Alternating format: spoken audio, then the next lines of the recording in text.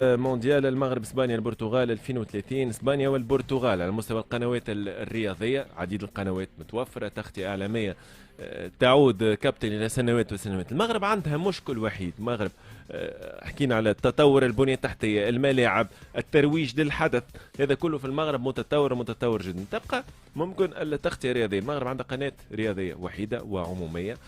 دونك يظهر لي المغرب سيشهد ثورة على هذا المستوى كابتن، على مستوى الإعلامي، على مستوى ممكن القنوات الإعلامية التي سيتم إحداثها لتخطيط المواضيع.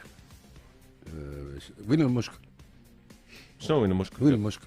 شنو ما فماش عديد القنوات؟ مثلا نعملوا مقارنة مع قطر، بين سبورتس شبكة عالمية مع قناة الكاس. استنى، الكوب دي موند عندها كونترات دورات تي في هكا ولا هكا تفوت المغرب على المستوى المحلي يمكن للواحد من هنا 7 سنين يسمى في 23 7 سنين 2030 تو كل شيء يكمل يتبدل ولكن كأس العالم اني با تريبيوتير، معناها ماهوش كيفاش نقولوا راهين ان المغرب تكون عندها شبكه وكذا وشبكه كبيره نتاع اعلام وكذا، باسكو فما دي تلفزيون معناها نقل عالمي هكا ولا قول لي انتم دي جورناليست معناها فما لي دروا تي في تاع الفيفا تبيعوا القنوات وحتى السينيال معناتها الفيفا عندها شركات تتعامل معاهم على مستوى النقل وهي تعطي سينيال. المغرب معناها لكن كابتن كل ما يتعلق بالمونديال اكيد المغاربه والجماهير العربيه يحبوا يتفرجوا، يحبوا يشوفوا. مثلا نعطيك اكزومبل خاطر عشت التجربه بين سبورتس والكاس. قناه الكاس مثلا كابتن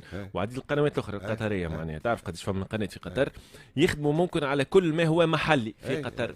البين انترناسيونال سي اوتر شوز، مش باخذ خاطر لي دروا كاس شكون اللي عندها لي دروا عطاتها بين بين تعدي المباريات محدوده، التغطيه مختلفه. خاطر الكاس مثلا خدموا على لي فان زون، على كل ما هو موجود في قطر في الشارع. والقطريين والخليجيين يحبذوا الفرجه في قناه الكاس اكثر من بيين، خاطر شأن وطني وشأن خليجي اكثر من بيين اللي هي تمشي شأن دولي اكثر وانترناسيونال. دونك نتصور انه في المغرب سيتم احداث ثوره هكا ولا شاكر على هذا المستوى. سيتم احداث ممكن قنوات لتخطيط الحدث، خاطر الحدث ماهوش مباريات بركه، تعرف شنو يتبع الاحداث المرافقه الكل. هو فينالمون كما كنا نحكيو المره اللي فاتت معناتها حتى على مستوى النقله المغربيه يظهر لي معناتها فما ثوره كبيره 200 طياره ديجا. توا فما برنامج في المغرب نتاع تي جي في معناتها باش يربط كل مدن المغرب، وهذا مهم برشا. عادي جدا انه باش يكون معناتها القنوات والتوستي متعلق بالنقل التلفزي، لانه فينا الموت ما كان يحكي لك يمين كابتن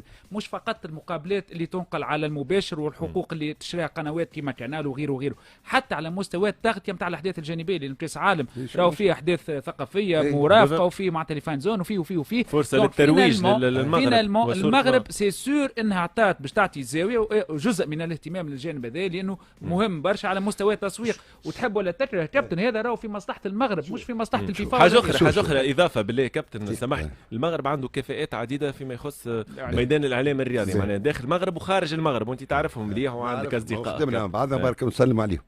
باهي البلد الذي اختير لتنظيم كاس العالم، تظاهره كبيره معناها التظاهره الاولى في العالم، أنا أعتقد راسخا أنه قادر على كل شيء، على الإعلام. مع توا كان متأكدوا اللي هو قادر على كل شيء. هو عنده 7 سنوات باش يجهز نفسه وهو يعرف المغرب ويعرف اللي فما في النقص مثلا في المجال هذا وسيتفاداه لا أكثر ولا أقل. مش يعمل يمكن ما ينجمش يعمل كيما بيين، يفو دي لا فيريتي فو افوار بوكو دارجون باش تشتري أنت حقوق البث معناها تاع كأس عالم وكأس واعد وكذا وكذا، ولكن تو يلقى الحل. ولكن أنا لا أعتقد ولا ما نعتقدش انها سيكون معناها مشكل بالنسبه للمغرب. لا مش مشكل، اما سيتم كابتن ما نعرفش انا احداث قنوات وسيشهد الجانب هذا التطور في المغرب. الخبر الاخير كابتن عذرا